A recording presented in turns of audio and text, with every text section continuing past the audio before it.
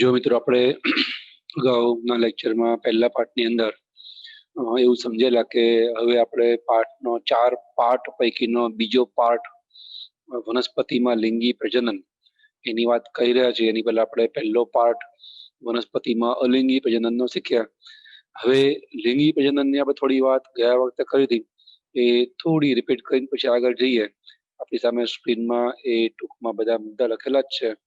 લિંગી પ્રજનનની વ્યાખ્યા આપણે લખી છે કે આમ જનરલી આપણને લિંગી પ્રજનન માટે ખ્યાલ એવો હોય કે બે વિજાતીય સજીવો નર અને માદા થકી નવો સજીવ ઉત્પન્ન થાય તો એને લિંગી પ્રજનન કહેવાય. એકચ્યુઅલી આપણે જાણીએ છીએ કે પ્રાણીમાંય ઉભયલિંગી પ્રાણીઓ હોય છે કે દ્વિલિંગી પ્રાણીઓ હોય છે. એમ વનસ્પતિમાં પણ દ્વિલિંગી કે ઉભયલિંગી વનસ્પતિ હોય છે, અથવા તો મોટાભાગે વનસ્પતિ દ્વિલિંગી કે ઉભયલિંગી જ હોય છે.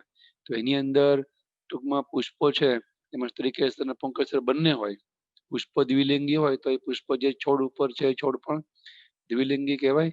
એટલે કોઈક વખત એવું બને કે વનસ્પતિમાં એક જ વનસ્પતિ નર અને માદા પ્રજનન કોષ તરીકે પરાગરજ અને અંડકોષ ઉત્પન્ન કરી અને નવી વનસ્પતિ ઉત્પન્ન કરે તો એક જ સજીવ થકી નવો સજીવ ઉત્પન્ન થયો કહેવાય. તો પણ એને આપણે અલિંગી પ્રજનન ગણતા નથી, એને લિંગી પ્રજનન ગણાય. કારણ કે બે વિજાતીય જન્યુનું નિર્માણ એક જ સજીવે કર્યું તો પછી આપણે એને ગણીએ છીએ લિંગી પ્રજનનમાં. તો અહીંયા એટલા માટે આપણે વ્યાખ્યામાં એવું લખેલું કે એક કે બે વિજાતીય સજીવો, એટલે કે એક તો એ દ્વિલિંગી ઉભયલિંગી હોય અને બે હોય તો એ બંને વિજાતીય સજીવો જ જોઈએ, નર અને માદા. બંને નર એટલે કે પરાગરજ ઉત્પન્ન કરે કે બંને માદા બંને અંડકોષો ઉત્પન્ન કરે તો નવો સજીવ કે નવી વનસ્પતિ ઉત્પન્ન થાય નહીં. એટલે બે હોય તો વિજાતીય જોઈએ. એક સજીવ કે બે વિજાતીય સજીવો એમના દ્વારા જે ભિન્ન જન્યુ ઉત્પન્ન થાય. ભિન્ન જન્યુ એટલે બે અલગ અલગ જન્યુ એવું નહીં, પણ અલગ અલગ લિંગના. એટલે આપણે ભિન્નની બાજુમાં લિંગ લખ્યું છે. એટલે કે બે નર જન્યુ કે બે માદા જન્યુ નહીં, પણ બે ભિન્ન એટલે કે એક નર અને એક માદા જન્યુ એના ફલનથી, એના મિલનથી પછી જે નવો સજીવ સર્જાય, બાળ સજીવ કે બાળ વનસ્પતિ, એને કહેવાય લિંગી પ્રજનન. તો એની આપણે થોડી વિગતમાં જોયું હતું કે નર સજીવ પુંકેસર જે નર જન્યુ ઉત્પન્ન કરે પરાગરજ તરીકે, માદા સજીવ એટલે કે માદા છોડ કે માદા પુષ્પ એટલે સ્ત્રીકેસર એ માદા જન્યુ ઉત્પન્ન કરે અંડકોષ તરીકે. કોઈ વાર વનસ્પતિ એકલિંગી હોય જેમ કે પપૈયું, ખજૂર, તાડ, એમાં નર છોડ માદા છોડ અલગ હોય. કોઈ વખત અથવા મોટા ભાગે વનસ્પતિ જાસૂદ, ગુલાબ આપણી આસપાસ જોવા મળતી મોટા ભાગની વનસ્પતિ એ દ્વિલિંગી કે ઉભયલિંગી હોય છે. એમાં પુષ્પો જ દ્વિલિંગી હોય, સ્ત્રીકેસર ને પુંકેસર બંને આપણને જોવા મળે. આપણે આવી બધી વિગતો જોઈ હતી. હવે અહીંયા મેં શરૂઆતમાં લખ્યું કે લિંગી પ્રજનનનો હેતુ શું છે. જ્યારે એક સજીવ પોતાના જેવો નવો સજીવ ઉત્પન્ન કરી શકે છે તો એના માટે એને બે સજીવની જરૂર શું કરવા પડે છે. તો અહીંયા એનો હેતુ અથવા તો અહીંયા હેતુની જગ્યાએ આપણે મહત્વ પણ લખી શકીએ. હેતુ કો અથવા તો મહત્વ કો. તો હેતુ કે મહત્વ એ છે કે લિંગી પ્રજનનની અંદર બે ભિન્ન સજીવો છે એ ભાગ લે છે. મોટા ભાગે જો ઉભયલિંગી વનસ્પતિ હોય તો એક જ વનસ્પતિ નવો સજીવ કે નવી વનસ્પતિ ઉત્પન્ન કરે. પણ મોટા ભાગે આપણે કીધું એમ વનસ્પતિ ઉભયલિંગી હોય તેની અંદર બે ભિન્ન જન્યુઓ ભાગ લે છે. એકલિંગી હોય તો બે ભિન્ન વનસ્પતિઓ ભાગ લે. એને લઈ અને જે નવી સંતતિ કે વનસ્પતિ સર્જાય એની અંદર અહીંયા આપણે લખ્યું છે એમ ભિન્નતા ઉદ્ભવે. અલિંગી પ્રજનનની અંદર શું હતું, એક જ વનસ્પતિ નવી વનસ્પતિ ઉત્પન્ન કરે. એટલે એ વનસ્પતિમાં જે લક્ષણો હોય એવા જ લક્ષણો બીજી વનસ્પતિમાં આપણને જોવા મળે. એટલે એની અંદર નવી વનસ્પતિ કે નવા છોડમાં કોઈ ભિન્નતા ના હોય એટલે આપણે એને ક્લોન પણ આપેલું નામ. ક્લોન એટલે નકલ. તો એક લિંગી વનસ્પતિ કે દ્વિલિંગી જે હોય પણ એમાં અલિંગી પ્રજનન થાય ને ત્યારે એમના જેવી જ પ્રકારની વનસ્પતિ ઉત્પન્ન કરે એને આપણે કહીએ છીએ ક્લોનિંગ પણ. કારણ કે અદલ બરાબર એના જેવી જ વનસ્પતિ હોય તો એની અંદર કોઈ સંતતિઓમાં પેઢી દર પેઢી ભિન્નતા ના ઉત્પન્ન થાય. તો એ બાબત અહીંયા ઉલટી છે. લિંગી પ્રજનનમાં બે ભિન્ન જન્યુઓ કે બે ભિન્ન વિજાતીય સજીવો થકી નવો સજીવ કે નવી વનસ્પતિ સર્જાય એ જેમાંથી સર્જાય છે બે વનસ્પતિના લક્ષણો એની અંદર વારસામાં ઉતરી આવે, એટલે એને લઈ અને એમાં ભિન્નતા સર્જાય. 100% માદા છોડ જેવી ના હોય કે 100% નવી વનસ્પતિ સંતતિ એ નર છોડ જેવી ના હોય. બે થકી વનસ્પતિ ઉત્પન્ન થઈ જાય એટલે એમાં બંનેના થોડા થોડા લક્ષણોનું મિશ્રણ હોય, એટલે કે એમાં ભિન્નતા ઉત્પન્ન થઈ. તો એવી રીતે લિંગી પ્રજનનથી ભિન્નતા ઉદ્ભવે છે, જે ઉદ્વિકાસ માટે જરૂરી છે. ઉદ્વિકાસની અંદર આપણે એવું સમજીએ છીએ, આપણે આગળ ઉપર 7મા પાઠમાં આવશે, જે આપણે ઉદ્વિકાસની વાતો શીખીએ 7મા પાઠમાં, એની અંદર આપણે ઉદ્વિકાસ શબ્દનો અર્થ એવો છે, ઉદ એટલે આગળ, પ્રગતિકારક, અને વિકાસ એટલે ફેરફાર. શરીરમાં, સજીવમાં, જાતિમાં, દરેક સજીવમાં, જાતિઓમાં સતત ફેરફારો થયા રાખે છે. એ ફેરફારો તો જ ટકે જો લાભકારક હોય, પ્રગતિકારક હોય. એ ફેરફાર જો લાભકારક ના હોય, એટલે કે એ સજીવમાં થયેલો ફેરફાર રચનાકીય કે દેહ ધાર્મિક, શરીરમાં દેખાવમાં ફેરફાર થાય રચનાકીય, અને શરીરની ધાર્મિક ક્રિયામાં જૈવિક ક્રિયામાં ફેરફાર થાય તે ધાર્મિક ફેરફાર. એ જે વાતાવરણમાં સજીવો જીવે છે એ વાતાવરણ અનુકૂળ ના હોય તો એ ફેરફાર એને વાતાવરણ સાથે સુસંગત નહીં થવા દે, એ મરી જશે. સજીવ કે આખી જાતિ દુનિયામાંથી લુપ્ત થઈ જશે.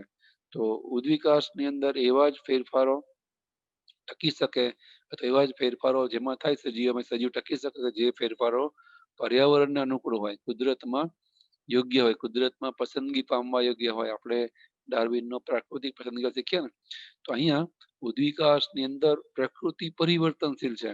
આપણે એવું શીખ્યા કે દુનિયામાં વાતાવરણ સતત પરિવર્તન પામે છે. પૃથ્વીનો 25 લાખ વર્ષ પહેલા જે જન્મ, પૃથ્વીમાં 25 લાખ વર્ષ પહેલા સસ્તનો જન્મ થયો, અને અબજ વર્ષ પહેલા, અબજ 4-4.5 અબજ વર્ષ પહેલા પૃથ્વી ઉત્પન્ન થઈ, ત્યારે જે વાતાવરણ હતું અત્યારે નથી. સતત ફેરફાર થયા રાખે છે, અને હજુ અબજો વર્ષ પછી આવું વાતાવરણ નહીં રહે, કે જુદી પ્રકારનું વાતાવરણ હશે. તો પૃથ્વીમાં પ્રકૃતિ એટલે કે પર્યાવરણ, વાતાવરણ પરિવર્તનશીલ છે. તો સજીવો એ ભલે એ પરિવર્તન બહુ ધીમું છે, મેં કીધું એમ અબજો વર્ષો, લાખો વર્ષોના ફેરફારો થાય, બહુ ધીમે ફેરફારો થાય, આપણે ઝડપથી નોંધી શકીએ નહીં. તો એ ભલે બહુ બહુ ધીમી પ્રક્રિયા છે, તો એની સામે સજીવોએ પણ ભલે બહુ બહુ ધીમી પ્રક્રિયા પ્રમાણે પણ પોતાનામાં પ્રકૃતિમાં ફેરફાર થાય છે પ્રમાણે ફેરફાર કરવા પડે તો જ ટકે. તો સજીવોમાં એ ફેરફાર ક્યારે થાય, ભિન્નતા ક્યારે થાય, જો એ સજીવ લિંગી પ્રજનનથી ઉત્પન્ન થયો હોય તો. એટલે ઉદ્વિકાસના સંદર્ભમાં લાભકારક પ્રજનન એ આ લિંગી પ્રજનન કહેવાય. તો આવું કે આપણને નીટના સંદર્ભમાં પૂછાય તો ખ્યાલ રહેવો જોઈએ કે વનસ્પતિ પ્રજનન નહીં, બીજાણુ સર્જન, કલિકા સર્જન નહીં, ઉદ્વિકાસ માટે એ પ્રજનન લાભકારક નથી. પણ લિંગી પ્રજનન છે, અથવા સંયુગ્મન કે ફલિતાંડ ઉત્પન્ન થવાની પ્રક્રિયા છે, એ ઉદ્વિકાસ માટે લાભકારક પ્રક્રિયા છે. એનું કારણ શું? ઘણી બધા વિધાનો આપણને પરીક્ષામાં આપે છે, તો એમાં આ વિધાનો કઈ સાચા ને ખોટા આપણને એવું પૂછતા હોય છે. FFTT વિકલ્પ આપેલા હોય, ABCD ઓપ્શનની કે વિકલ્પની અંદર. તો FFT એટલે ફોલ્સ અને ટ્રુ, ફોલ્સ અને ટ્રુ. 4 ઓપ્શન, પહેલો ઓપ્શન આપણે FFTT, જે આપણને 4 વાક્ય આપ્યા હોય, પહેલા ઓપ્શન કે FFTT એટલે કે પહેલા બે ખોટા બીજા બે સાચા, ફોલ્સ ફોલ્સ ટ્રુ ટ્રુ. પછી FTTT એટલે કે પહેલું ખોટું બાકી 3 સાચા. એ રીતે આપણને ખબર પડી ને, તો એમાં આ બધી માહિતી લખે ને તો ગૂંચવાઈ જવાય નહીં. એટલે થોડી આ જે કે આપણે માહિતી શીખીએ ને એને આવી રીતે થોડી ઉટપટાંગ રીતે બીજી રીતે પણ વિચારતા શીખવાનું. કારણ કે મોટાભાગે પરીક્ષામાં એવી રીતે જ પૂછે, સીધી માહિતી પૂછતા નથી. લિંગી પ્રજનનની વ્યાખ્યા ને આમાં લિંગી પ્રજનન થાય કે નહીં, એવા પ્રશ્નો બહુ ઓછા હોય. 15-25% પ્રશ્નો હોય જે માહિતીના, જ્ઞાનના કે નોલેજના કહેવાય. મોટાભાગે તો આવી રીતે કોમ્પિટિટિવ એક્ઝામ હોય, હરીફાઈ બહુ મોટી હોય, એટલે મોટાભાગે એમાં એક પ્રકરણને લગતા પ્રશ્નોના બદલે એક કરતા વધારે પ્રકરણને સાંકળે એવા પ્રશ્નો પૂછાય, અને એમાં એ મોટાભાગે આવી રીતે તમને એ નોલેજ કે જ્ઞાન કે માહિતીને ઉપયોજન, ઉપયોગની દ્રષ્ટિએ તમને એ કેટલું સમજાય છે એવી રીતને પૂછે. તો તમને આવડવું જોઈએ ને હવે, કે આવડશે ને હવે કે લિંગી પ્રજનન છે એ ભિન્નતા ઉત્પન્ન કરે સંતતિઓમાં, એ પ્રકારનું પ્રજનન છે, અને ભિન્નતા ઉત્પન્ન થવી એ ઉદ્વિકાસની પ્રક્રિયા માટે આવકારદાયક છે. માટે ઉદ્વિકાસ માટે લિંગી પ્રજનન છે એ અનિવાર્ય છે. અહીંયા આપણે લિંગી પ્રજનનનો હેતુ લખ્યો, જેના કારણે વેરિએશન એટલે કે ભિન્નતા છે એ સર્જાય છે, બરાબર. હવે દરેક સજીવ જ્યારે જન્મે ત્યારે કઈ સીધું જ તે એ પ્રજનન યોગ્ય હોતા નથી. વનસ્પતિ માનો કે તમે બીજનું બીજાંકુરણ થઈ અને બાળ છોડને ઉત્પન્ન કરો તો એની અંદર સીધી જ તે કઈ જેવું નાનો એવો બાળ છોડ ઉત્પન્ન થાય એ ભેગું એની પર પુષ્પો ના બેસે. એ થોડોક સમય વિકાસ પામે અને પછી એની અંદર પુષ્પો છે એ બેસે. તો એને આપણે કહીએ છીએ જુવેનાઇલ તબક્કો. જુવેનાઇલ તબક્કો એટલે શું? તો વનસ્પતિ સોરી પ્રજનન ક્ષમતા પ્રાપ્ત કરે ત્યાં સુધીનો સમયગાળો. પ્રજનન ક્ષમતા પ્રાપ્ત થાય ત્યાં સુધીનો સમયગાળો. બરાબર, એને આપણે કહીએ છીએ જુવેનાઇલ તબક્કો. હવે એની અંદર એક નાનો એવો પ્રશ્ન છે. માનો કે કોઈ વનસ્પતિ છે એ તમે બીજના બીજાંકુરણથી ઉગાડી તો આપણને ખબર છે કે માનો કે આંબો છે એને તો પુષ્પ આવતા વાર લાગે, 5 વર્ષ સુધી તો એ ધીમે ધીમે ધીમે આમ વધતો રહે. મૂળ પ્રકાર પર્ણની જ વૃદ્ધિ થાય. પહેલા વર્ષે પુષ્પ નહીં આવે, બીજા વર્ષે પુષ્પ નહીં આવે, કે જે વર્ષે ઉનાળા સિઝનમાં બીજા બધા પરિપક્વ આંબાના વૃક્ષમાં કેરી આવે, પુષ્પો આવે, પછી એનાથી કેરી બને, ફળ આવે, પુષ્પો અને ફળ. પણ આપણે જે ઉગાડેલો છે એમાં નહીં આવે. 5મા 6ઠ્ઠા વર્ષે પછી પહેલી વાર એમાં પુષ્પો દેખાય, બરાબર ને. તો પુષ્પો આવે પછી એની અંદર પરાગનયન થઈને એનું રૂપાંતર ફળમાં થાય, કેરીઓ આવે. કેરીઓ આપણે ઉતારી લઈએ, ઉનાળો પતે એટલે હવે આખો શિયાળો ને ચોમાસું એની પર પાછું ફળ અને પુષ્પ નહીં આવે. 12 માસ આપણને ફળ આપે એ પ્રકારની વનસ્પતિ નથી ને. જેમ લીંબુ કે અમુક પ્રકારની વનસ્પતિ એવી હોય જે આપણને 12 માસ ફળ આપે, 12 માસી પાક આપે એ પ્રકારની વનસ્પતિ હોય. પણ આંબો તો એ વનસ્પતિ નથી. આપણને ખબર છે અમુક ફળ છે ને એ સિઝનમાં જ આવે.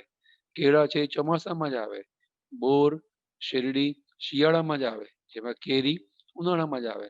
એ 12 માસ મળતા ફળ નથી. પછી અમુક વખતે આપણને મળે પણ જે ક્વોન્ટિટીમાં આપણને કેરી ઉનાળામાં મળે એ શિયાળામાં ના મળે. તમે તપાસ કરો તો મોટા ફ્રૂટ માર્કેટમાં તમને કદાચ મળી જાય 12 માસ કેળા, બોર ને પણ એની ક્વોન્ટિટી એટલી બધી ના હોય જેટલી સિઝનમાં હોય.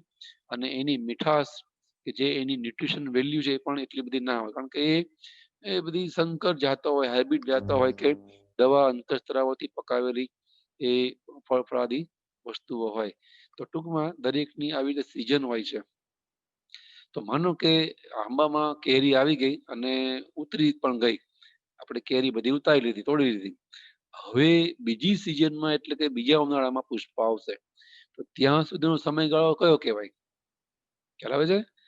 એક વખત પુષ્પ આવે અને બીજી વખત પુષ્પ આવે બીજી સિઝનમાં, એની વચ્ચેનો સમયગાળો એને શું ગણવાનો આપણે? હવે જુવેનાઇલ તબક્કો કોને કહીએ આપણે?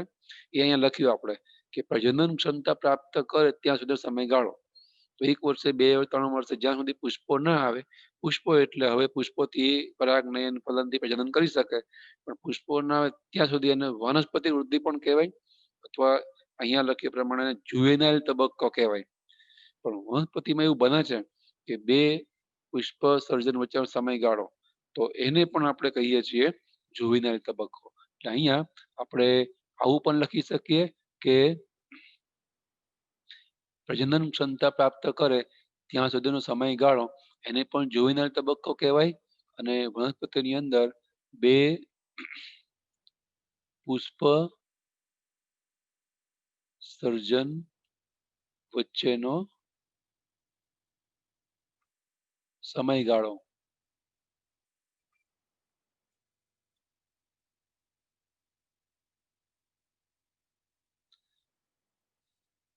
એને પણ જુવેનાઇલ તબક્કો કહેવાય.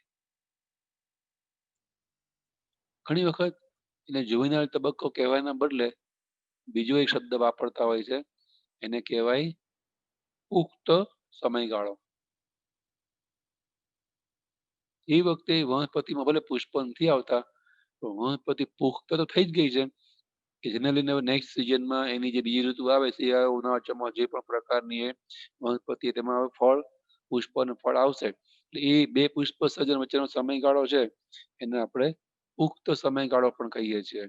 ઘણીવાર આ પુખ્ત સમયગાળો પ્રાણી માટે પણ વપરાય છે. બરાબર, તમે અહીંયા લખી શકો કે પ્રાણી માટે આપણે વાપરીએ છીએ પુખ્ત સમયગાળો. સોરી, પ્રાણી માટે અને કોઈ વનસ્પતિ માટે વાપરી શકાય. તો આવી રીતે પ્રાણીમાં પણ એક વખતે બચ્ચામાં જન્મ આપે અને પછી બીજી સિઝનમાં કે જે વર્ષે 2 4 જ્યારે બીજી વખતે બચ્ચામાં જન્મ આપે તો એની વચ્ચેનો સમયગાળો છે એ વખતે એ સજીવ એટલે કે પ્રાણી પુખ્ત તો થઈ જ ગયા કહેવાય ને. 18 20 વર્ષ પછી એ પુખ્ત જ કહેવાય.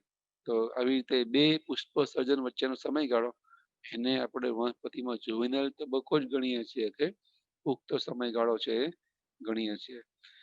અહીંયા એક નાની બીજી તમને માહિતી આપું, તમને આવું પણ કદાચ પૂછાય જે ખરેખર તો 100% સિલેબસ બહારનું કહેવાય, કારણ કે એનો તો પાર નથી એ બધી માહિતીનો. તો તમને 2 3 એક્ઝામ્પલ બતાવું છું, કદાચ આપણને આવું કંઈ પૂછાય અને એમાં 100% બહારનું કહેવાય એટલે થોડી કદાચ હિન્ટ પણ આપેલી હોય, પણ આવું આપણને ખ્યાલમાં હોય તો આપણને એ પ્રશ્ન સોલ્વ કરવામાં સરળતા રહે.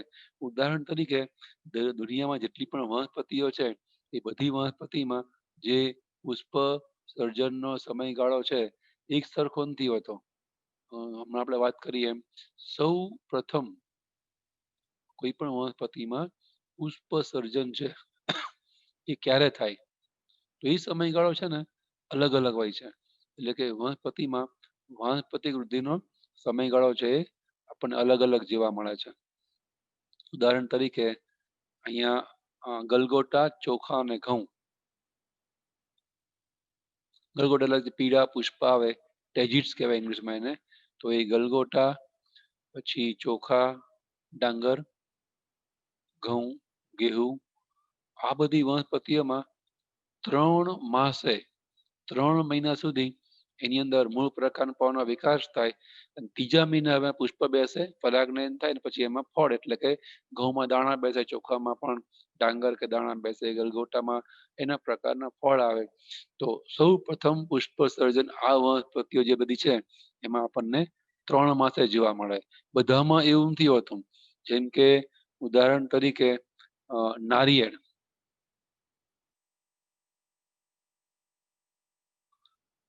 નારિયેળની અંદર લગભગ 5 થી 8 વર્ષે, ઉપર તમે જો માસની વાત છે, અહીંયા 5 થી 8 વર્ષની વાત છે. 5 થી 8 વર્ષે એટલે કે 5 મિનિમમ વર્ષથી 6 7 8 વર્ષ સુધી તો એની અંદર ફક્ત વાનસ્પતિક વૃદ્ધિ જ થાય. પછી એની અંદર પુષ્પ સર્જન થાય. પછી દર વર્ષે થાય પણ એને પુષ્પ સર્જનમાં આટલો સમયગાળો લાગતો હોય છે. એ સિવાય આપણે હમણાં વાત કરીએ આંબાની. આંબાની ઘણી બધી જાત આવતી હોય છે, કેસર ને આ તે બધી. તો એની અંદર પણ જાત પ્રમાણે મિનિમમ 3 થી મેક્સિમમ 6 વર્ષ લાગે પ્રથમ પુષ્પ સર્જન થતા. તો આવી રીતે દરેક વનસ્પતિમાં પુષ્પ સર્જનનો ગાળો અલગ અલગ હોય છે. પ્રાણીમાં પણ આપણે જ્યારે પ્રાણી વાત શીખીએ ત્યારે જોઈશું, એમાં પણ એવું જ હોય.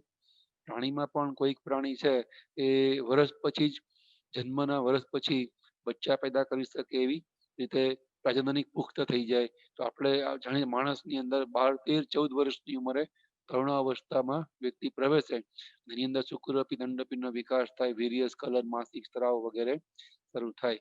માણસમાં 12 13 વર્ષની ઉંમર છે. હાથીની અંદર એ ગાળો સમયગાળો વધારે છે. તો વનસ્પતિની જેમ જ પ્રાણીઓમાં પણ જે પ્રજનનિક પુખ્તતા પ્રાપ્ત થવી એ ગાળો દરેકમાં અલગ અલગ હોય છે. એમાંય આપણને થોડી એક બે વનસ્પતિના ઉદાહરણ આપ્યા છે. જેમ કે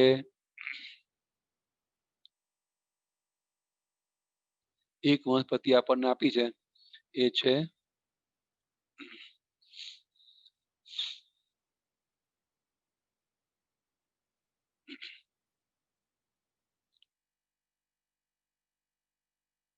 વાંસ, બાંબુ ટ્રી.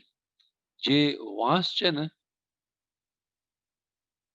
એના માટે એવું કહેવાય છે કે એમાં લગભગ 50 થી 100 વર્ષે પુષ્પ આવે. આ માહિતી છે ને એ આપણને પાઠ્ય પુસ્તકમાં આપેલી છે. તો આના આધારે મેં તમને આ બધી ઉપરની જે વિગતો બતાવી એ તમને ખ્યાલમાં આવે કે આપણને કદાચ આવું બધું થોડું ખ્યાલમાં હોય તો સારું કે દરેક વનસ્પતિમાં પુષ્પ સર્જનનો ગાળો છે એ અલગ અલગ હોય છે. તો વાંસની અંદર અહીંયા આપણને આપ્યું છે એ પ્રમાણે લગભગ 50 થી 100 વર્ષે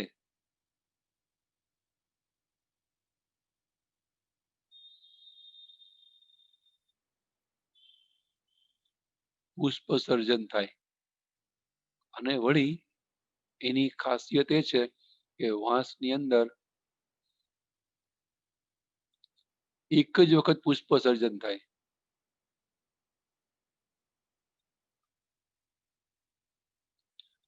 પુષ્પ સર્જન થયા પછી એ વનસ્પતિ છે એ નાશ પામશે.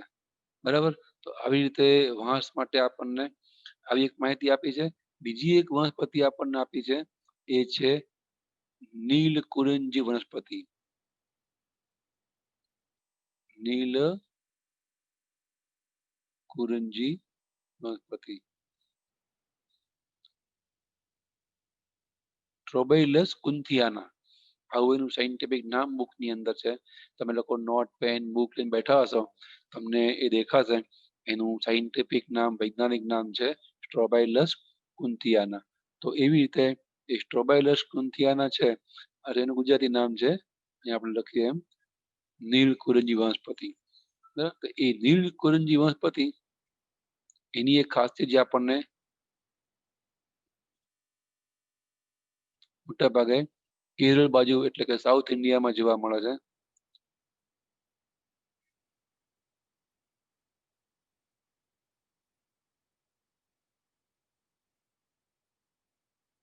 એની અંદર દર લગભગ 12 વર્ષે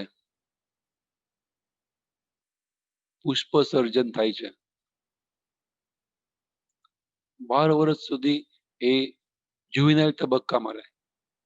એટલે જુવેનાઇલ તબક્કો જેમ આપણે હમણાં કીધું ને શરૂઆતનો જુવેનાઇલ તબક્કો છે દરેકનો અલગ અલગ હોય. પુષ્પ સર્જનનો ગાળો 3 મહિના 5 અને 8 વર્ષ નાળિયેરમાં એમ એમ એક વખત પુષ્પ સર્જન થયા પછી વનસ્પતિ બહુ વર્ષાયુ હોય તો બે પુષ્પ સર્જન વચ્ચેનો સમયગાળો પણ અલગ અલગ હોય. જેમ કે વાંસમાં તો એક જ પુષ્પ સર્જન થાય 50 કે 100 વર્ષે. વાંસની પણ ઘણી પેટજ હતી હોય એ પ્રમાણે આટલો મોટો ગાળો છે.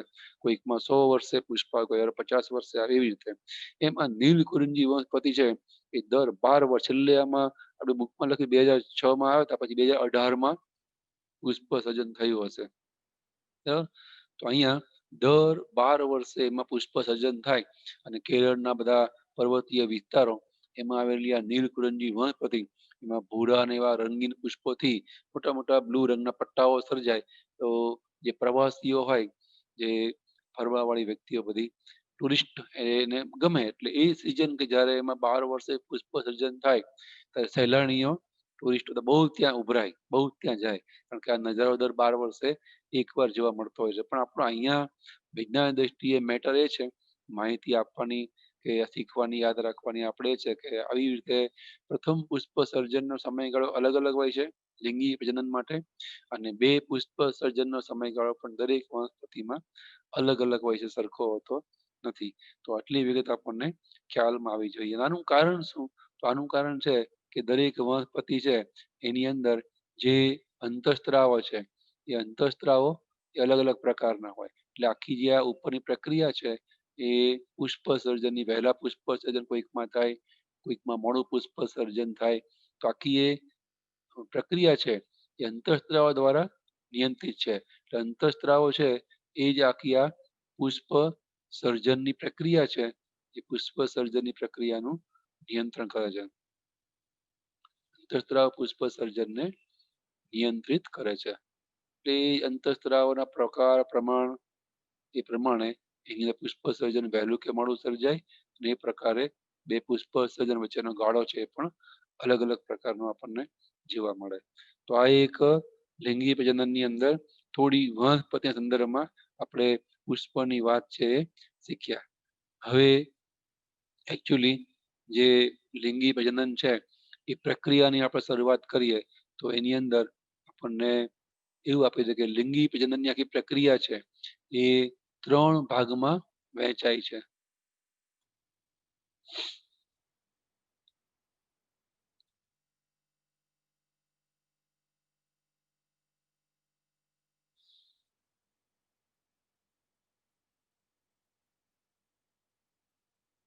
લિંગી પ્રજનનના તબક્કા અથવા તો સોપાન.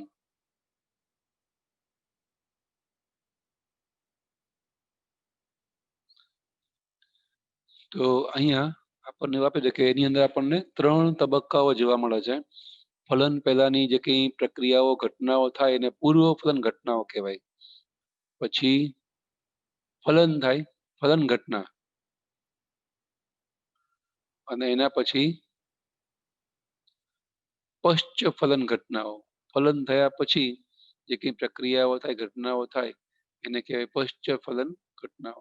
તો આવી રીતે પૂર્વ ફલન, ફલન અને પશ્ચ ફલન એવી 3 તબક્કામાં આખી લિંગી પ્રજનનની પ્રક્રિયા છે એ વહેંચાયેલી છે. તો એની અંદર આપણે આજે પહેલા જોઈએ પૂર્વ ફલન ઘટના. ફલન પહેલા કઈ ઘટનાઓ થાય, તો એ પૂર્વ ફલન જે ઘટના છે એને વળી આપણે 3 ભાગમાં, સોરી 2 ભાગમાં વહેંચીએ છીએ.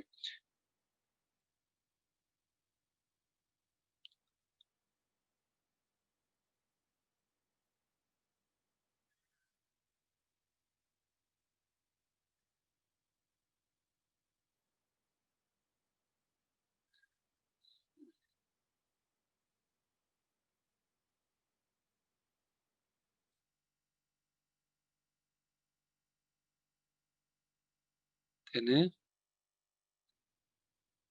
2 ભાગમાં સમજણ સરળતા માટે વહેંચવામાં આવે છે.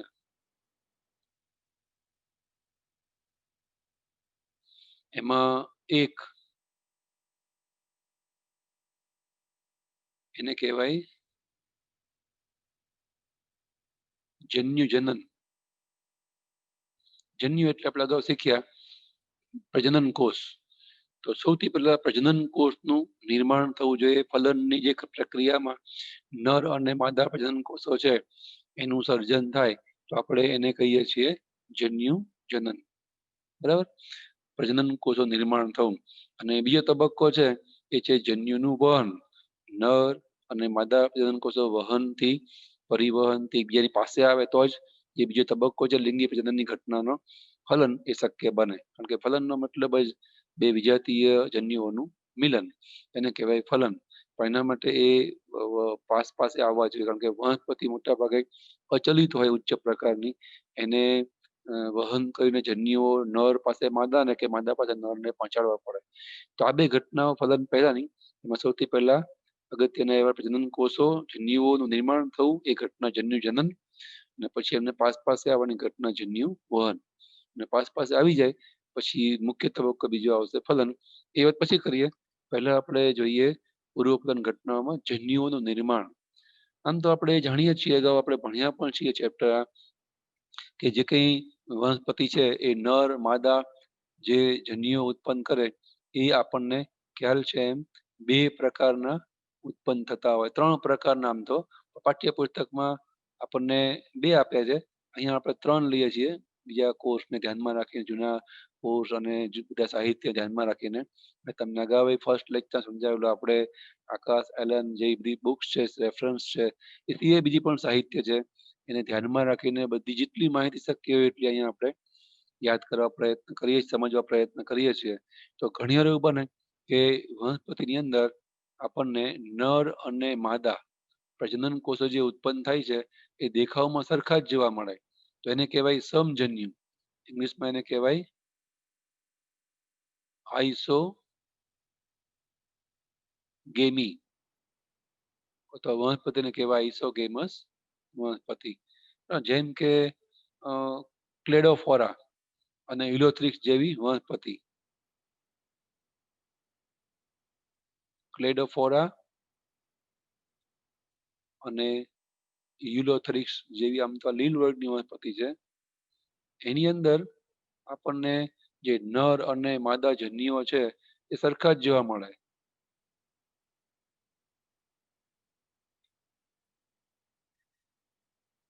જો અહીંયા આપણી સામે બે વસ્તુ છે.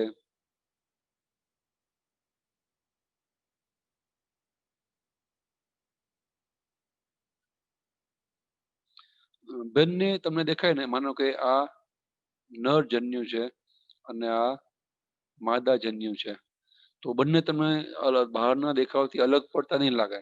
જ્યારે નર અને માદા જન્યુ કદ, આકાર, દેખાવમાં સરખા, અલબત્ત જન્યુની દ્રષ્ટિ જુદા હોય.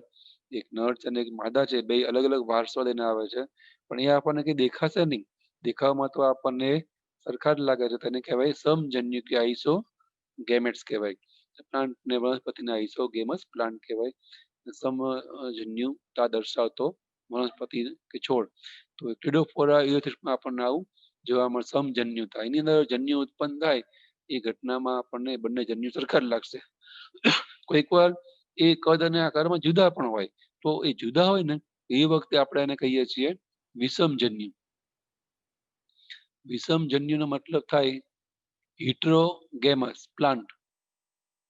હિટ્રો એટલે અલગ, એને કહેવાય વિષમજન્યુ પ્લાન્ટ, હિટ્રોગેમસ પ્લાન્ટ, જેમાં નર અને માદા જન્યુ છે અલગ અલગ પ્રકારના આપણને જોવા મળે.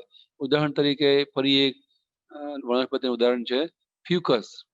ફ્યુકસ ની અંદર આપણને જે માદા જન્યુ છે થોડો હેવી જોવા મળશે. આવી રીતે આ માદા જન્યુ છે. એની સામે જે નર જન્યુ છે એ કદમાં સૂક્ષ્મ અને આવી રીતે કસાવાળો ચલિત જોવા મળશે. આ છે નર જન્યુ છે. તમને જોઈને ખબર પડી નર અને માદા જન્યુ બંને કદ, આકાર, ઇવન આને તો વર્તણૂકમાં અલગ છે. માદા સ્થિર છે, અચલિત છે, નરમાં કસા છે એટલે એ ચલિત છે વગેરે. તો જ્યારે નર અને માદા જન્યુ અલગ અલગ પ્રકારના હોય તો એવી પ્રકારની વનસ્પતિને આપણે કહીએ છીએ જન્યુ જનનની દ્રષ્ટિએ વિષમ જન્યુતા દર્શાવતી વનસ્પતિ. એની અંદર જન્યુઓ અલગ અલગ પ્રકારના આપણને જોવા મળે. એમાંય આ બાબત આમ તો પ્રાણીમાં આવે, પણ અહીંયા પ્રકારની વાત કરીએ છીએ જન્યુ જનનનો, તો એ લખી નાખીએ. એને કહેવાય અંડજન્યુ પ્રકારનું જન્યુ જનન. અંડજન્યુ. એની અંદર નર પ્રાણીમાં શુક્રકોષ ઉત્પન્ન થાય. આ જો કે મેં કીધું એમ પ્રાણીની વાત છે. વનસ્પતિ હોય તો એમાં પરાગરજ છે ઉત્પન્ન થાય. અને એની સામે જો માદા પ્રાણી હોય તો એની અંદર અંડકોષ ઉત્પન્ન થાય. ઇવન વનસ્પતિ હોય તો પણ એમાં અંડકોષ ઉત્પન્ન થાય. આમ અહીંયા એક નર જન્યુને આપણે અંડકોષ કહીએ છીએ અને બીજાને પરાગરજ કહીએ છીએ.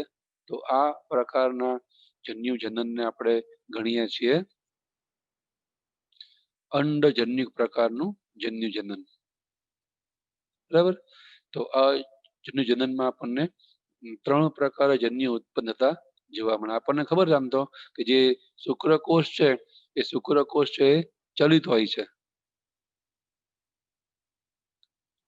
શુક્રકોષ છે આપણે જાણીએ છીએ આ રીતે ચલિત છે.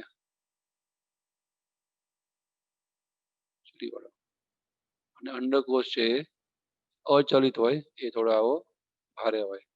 અને પરાગરજ છે એ મૂળભૂત તો અચલિત છે. બરાબર. એની અંદર આવી રીતે બહારની દિવાલમાં ઘણા ચિત્રો પણ જોવા મળે. ટૂંકમાં આપણે જાણીએ છીએ એમ શુક્રકોષ અંડકોષ બંને કદ અને આકારમાં અલગ છે. એટલે અંડજન્યુ પ્રકારનું જન્યુ જનન એ પણ એક પ્રકારનું વિષમ જન્યુ પ્રકારનું જન્યુ જનન છે. એટલે આ તો આપણે અંડજન્યુ અલગ કર્યું, જૂના કોર્સમાં આપ્યું હતું એટલે આપણે લખ્યું કે અંડજન્યુ છે વિષમ જન્યુમાં આવી જાય. એટલે આપણી એનસીઈઆરટી બુકમાં અંડજન્યુ પ્રકારનું જન્યુ જનન એને ગણાવેલું નથી.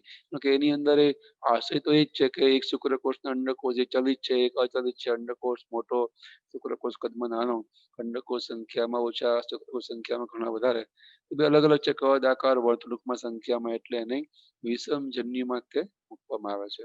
તો આ થઈ જન્યુ જનનના પ્રકારની વાત. જન્યુ જનન જે વનસ્પતિ કરે, જન્યુ ઉત્પન્ન કરે, એમાં આપણને બે પ્રકાર જોવા મળે છે. એ આપણે અગાઉ સમજી ગયા. અહીંયા થોડા અલગ બે શબ્દોથી એને આપણે સમજીએ કે જે વનસ્પતિ એવી છે કે જેની અંદર બંને જન્યુઓ એક જ વનસ્પતિમાં ઉત્પન્ન થતા જોવા મળે તો એને કહેવાય એક સદની વનસ્પતિ.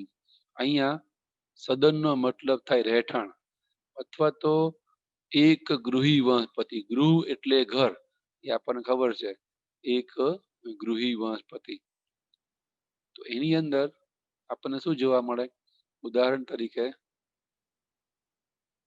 એક સદની અથવા એક ગૃહી વનસ્પતિ, અને એની સામે બીજી એક વનસ્પતિ છે એ દ્વિસદની કે દ્વિગૃહી વનસ્પતિ છે. આપણે અહીંયા બંને તફાવતના રૂપમાં લખીએ થોડું સારું રહેશે.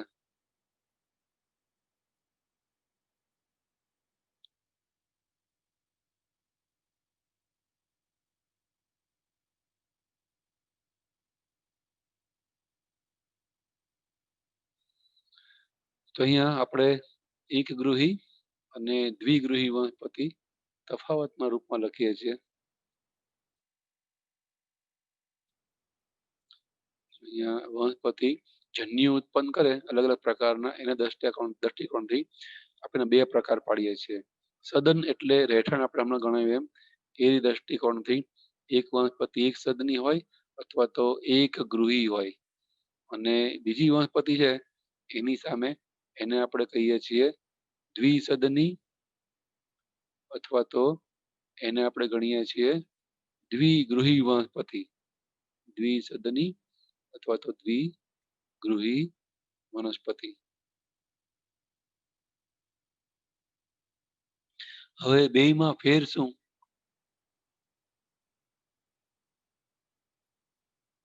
તો અહીંયા જે એક સદની વનસ્પતિ છે એની અંદર એને સમસુકાયક પ્રકારની વનસ્પતિ કહેવાય. સમસુકાયક વનસ્પતિ. એની સામે જે આ દ્વિસદની વનસ્પતિ છે એને આપણે કહીએ છીએ વિષમ સુકાયક પ્રકારની વનસ્પતિ. વિષમ સુકાયક પ્રકારની વનસ્પતિ. તમને સુકાઈ તો શબ્દ યાદ હશે જ. સુકાઈ એટલે વનસ્પતિનો દેહ. એવો વનસ્પતિનો દેહ કે જેને આપણે મૂળ પ્રકાર પર્ણમાં વહેંચી શકીએ નહીં, તો એ દ્રષ્ટિકોણથી આપણે સુકાઈ કહીએ છીએ. કારણ કે વનસ્પતિના એ અંગને નામ તો આપવું જ પડે. આપણે એને મૂળ કે પ્રકાંડ કે પર્ણ કહી શકતા નથી, તેને શું કહેવું? તો એ વખતે આપણે સુકાઈ કહીએ છીએ. મોટા ભાગે લીલ વનસ્પતિ છે તો લીલમાં કઈ મૂળ પ્રકાર પર્ણ ના હોય, તો એને કહેવું શું? લીલનું જે દેખાય છે આપણને શરીર, તો એ લીલને કહેવું શું? તેને આપણે કહીએ સુકાઈ. તો એ સમસુકાયક એક સદની વનસ્પતિમાં, એટલે કે એક જ સુકાઈ ઉપરથી આપણને નર અને માદા બંને પ્રજનન કોષ છે ઉત્પન્ન થતા જોવા મળે. આપણે હમણાં ઉપર ઉદાહરણ ગણાયું એમ પપૈયું અથવા તો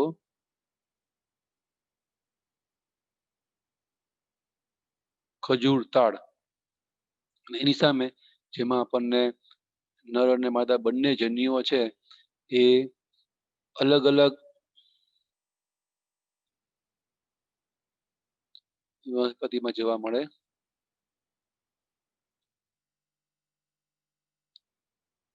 અહીંયા આપણે ટાઇટલ છે એ બદલાવવું પડશે. કુકરબીટા. કુકરબીટા એટલે ટિંડોળા, ગિલોડી એ બધી પ્રકારની વનસ્પતિ છે એ કુકરબીટામાં આવે. ઉપર આપણે હમણાં ગણાવ્યું છે એમ નારિયેળ. અહીંયા દ્વિગૃહી વનસ્પતિ એટલે જેની અંદર બે રહેઠાણ છે, બે ગૃહ એટલે ઘર છે, નર માદા અલગ અલગ. તો આપણે જાણીએ છીએ કે જે પપૈયું છે ને એ પ્રકારની વનસ્પતિ છે કે જેની અંદર આપણને નર અને માદા પુષ્પો એ અલગ અલગ જગ્યાએ જોવા મળે છે.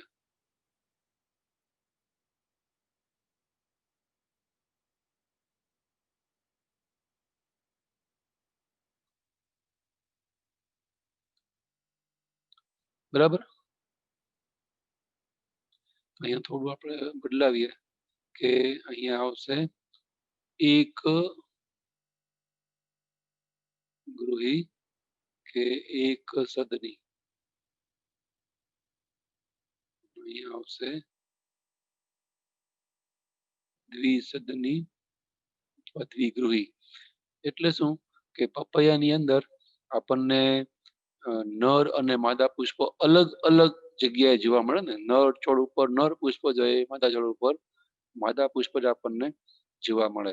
તો અલગ અલગ પ્રકારના બે દેહ, બે વનસ્પતિથી લિંગી પ્રજનન છે એ શક્ય બને. તો નીચે પણ શબ્દમાં આપણે ફેરફાર કરવો પડશે કે જે બે અલગ અલગ પ્રકારના આપણને વનસ્પતિ જોવા મળે દેહ સુકાય, એટલે એને આપણે કહીએ છીએ વિષમ સુકાયક.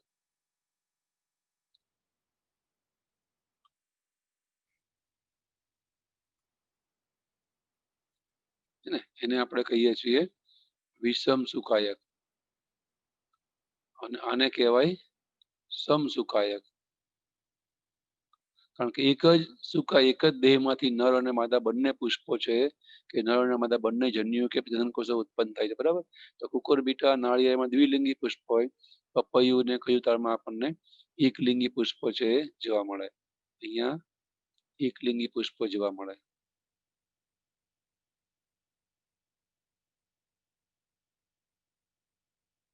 અહીંયા આપણને દ્વિલિંગી કે ઉભયલિંગી પુષ્પો જોવા મળે.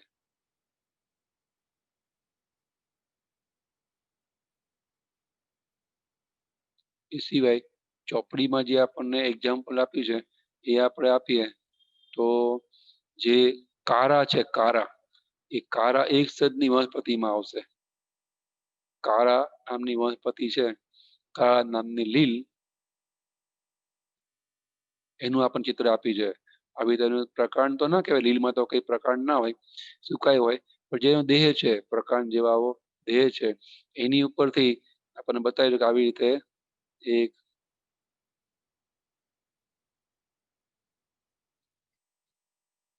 માદા પ્રજનન અવયવ ઉત્પન્ન થાય. સ્ત્રી કેસરને સમકક્ષ એવું આ માદા પ્રજનન અંગ છે. અને એની જ નીચે અહીંયા નર પ્રજનન અંગ છે, ઉત્પન્ન થાય છે. નર પ્રજનન અંગ. તો તમે જો એક જ વનસ્પતિ પર નર અને માદા પ્રજનન અંગો છે, એટલે આ જે માદા પ્રજનન અંગ છે એ માદા પ્રજનન કોષ માદાજન્ય ઉત્પન્ન કરે, નર પ્રજનન અવયવ એ ઉચ્ચ વનસ્પતિમાં પુંકેસરની સમકક્ષ કહેવાય, નર જનન કોષ કે નરજન્ય ઉત્પન્ન કરે, એટલે એને આપણે કહીએ છીએ એક સદની વનસ્પતિ, બરાબર. અને કાં તો એને કે એક ગૃહી. એની સામે તમે અહીંયા જો દ્વિસદની વનસ્પતિ, એમાં આપણને ચોપડીમાં આપણી એનસીઈઆરટી બુકમાં એક એક્ઝામ્પલ આપી છે માર્કેન્સિયાનું. માર્કેન્સિયા દ્વિઅંગી વનસ્પતિ છે. તો એની અંદર આપણને એવું આપી છે કે જે માર્કેન્સિયા છે એ માર્કેન્સિયાની અંદર આપણને દ્વિસદની વનસ્પતિ તરીકે બે સુકાઈ જોવા મળશે. એમાં આપણને આવું પિક્ચર આપી છે.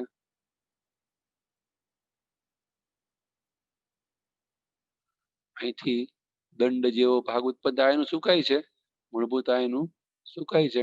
એમાંથી આવી રીતે પ્રજનન અવયવ તરીકે આવો એક દંડ જેવો ભાગ છે ઉત્પન્ન થાય, અને એની ઉપર આવી રીતે પૂજન્યુ ધાની તરીકે નર પ્રજનન અવયવ જોવા મળે, અને કહેવાય પૂજન્યુ ધાની. એની સામે બીજા સુકાઈ ઉપર આપણને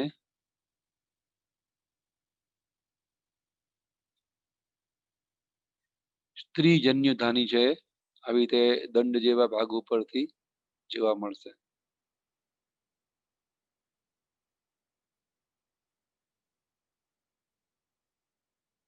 અને આપણે નામ આપીએ છીએ સ્ત્રીજન્યુ ધાની, જેમાં માદા જન્યુ છે ઉત્પન્ન થાય. અહીંયા તમે જો આ જે છે એને કહેવાય નર સુકાય, આને કહેવાય માદા સુકાય. બે અલગ અલગ છે ને, એ તેને કહેવાય વિષમ સુખાયક પ્રકારની વનસ્પતિ, દ્વિગૃહી વનસ્પતિ. તો આવી રીતે જન્યુ જનન છે એ અલગ અલગ પ્રકારની નિમ્ન કે ઉચ્ચ વનસ્પતિઓમાં અલગ અલગ પ્રકારે થતું આપણને જોવા મળશે, બરાબર.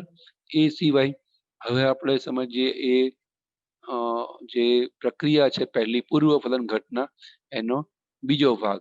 પહેલો ભાગ સમજ્યા છીએ પૂર્વ ફલન ઘટના જન્યુ જનન.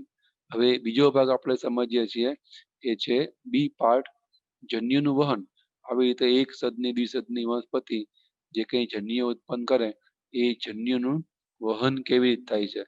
એકચ્યુઅલી જન્યુનું વહન છે એ વનસ્પતિમાં જે નર જન્યુ તરીકે પરાગરજ છે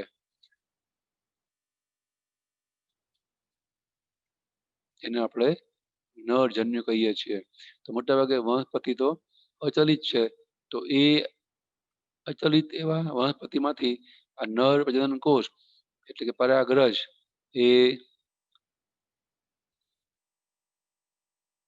વિશિષ્ટ પ્રકારની પ્રક્રિયા દ્વારા માદા પ્રજનન કોષ સુધી પહોંચે છે.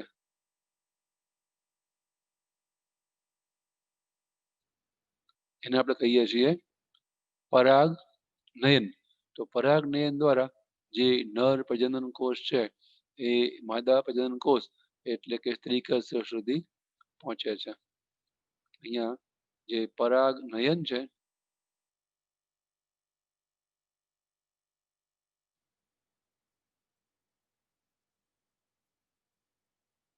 એ દ્વારા એ માદા જન્યુ સુધી પહોંચે છે. બરાબર. પછી પરાગનયનની વાત તો આપણે જ્યારે વનસ્પતિની અંદર પ્રજનન શીખીએ ત્યારે વધારે આપણે યાદ કરશું. આપણે શીખ્યા જ છીએ, આપણને પરાગનયન એટલે ખબર જ છે કે પરાગરજની સ્ત્રીકેસરના પરાગાસન પર સ્થાપિત થવાની ક્રિયા. તો જન્યુ જનન એ વનસ્પતિમાં પરાગનયન જન્યુ વહન એ વનસ્પતિમાં પરાગનયન દ્વારા થાય. પ્રાણીઓમાં એ પાણી દ્વારા થાય. આપણે પ્રાણીની વાત કરશું, એ પાણી કે જળજ માધ્યમ દ્વારા થાય. અહીંયા જે પરાગનયન જે થાય એ અલગ અલગ એ પણ માધ્યમનો ઉપયોગ કરે. જલજ વનસ્પતિ પાણીનો ઉપયોગ કરે, તજ વનસ્પતિ કીટકો પ્રાણીઓ પવનનો ઉપયોગ કરે વગેરે દ્વારા જન્યુ વહન થાય, નર જન્યુ માદા જન્યુ સુધી પહોંચે છે. તો આ રીતે એક વખત નર જન્યુ માદા જન્યુ ઉત્પન્ન થાય જન્યુ જનનમાં, અને જન્યુ વહન દ્વારા નર જન્યુ માદા જન્યુ સુધી પહોંચે. હવે નર જન્યુ માદા જન્યુનું ફલન કરશે એટલે લિંગી પ્રજનન તબક્કો બીજો આવશે. હવે ફલન, એના પછી આવશે પશ્ચ ફલન ઘટના. એના પછી આપણે પ્રાણીના બે અલિંગી લિંગી પ્રજનન પ્રકાર શીખીએ ત્યારે પાઠ છે પતે, પણ આપણે દર વખત અહીંયા આપણી લેક્ચરની લંબાઈ વધે નહીં, અટકીએ છીએ. હવે આગળ જે બીજા બે તબક્કાઓ છે વનસ્પતિમાં લિંગી પ્રજનનના ફલન ઘટના અને પશ્ચ ફલન ઘટના, એના માટે આપણે હવે નેક્સ્ટ ટાઈમર્સમાં અહીંયા અટકીએ છીએ. આટલી નોંધ છે કરી રાખજો સરસ રીતે, સારા અક્ષરે કરી ના હોય તો. જો કરી હોય, જે ક્યાં એક્સ્ટ્રા માહિતી હોય તમારી નોટમાં જે દેખાય નહીં અને આમાં લખી હોય, આપણે સમજાવી હોય, બોલાવી હોય, લખાઈ ના હોય તો પણ એ લખતા રહેજો. અહીંયા આપણે અટકીએ છીએ.